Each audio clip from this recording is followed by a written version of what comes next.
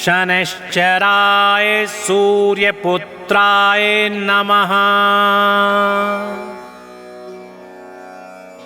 ॐ नमो भगवते शनैश्चराय सूर्यपुत्राय नमः।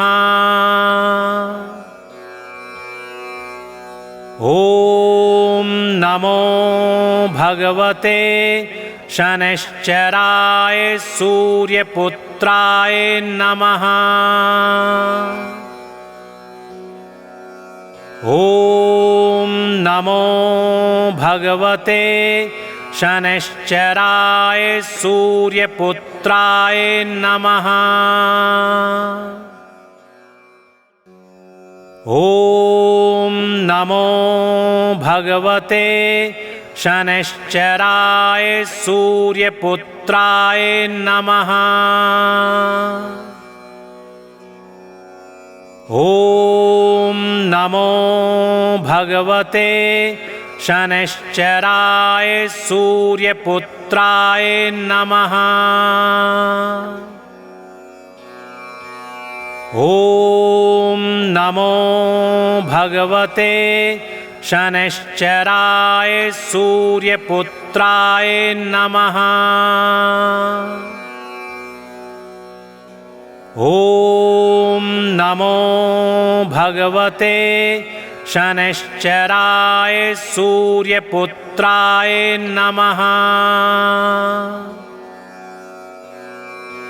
ॐ नमो भगवते शनैश्चराय सूर्यपुत्राय नमः।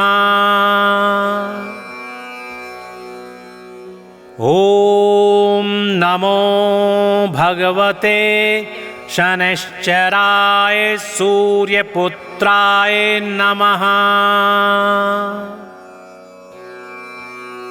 ॐ नमो भगवते शनैश्चराय सूर्यपुत्राय नमः। ॐ नमो भगवते शनैश्चराय सूर्यपुत्राय नमः।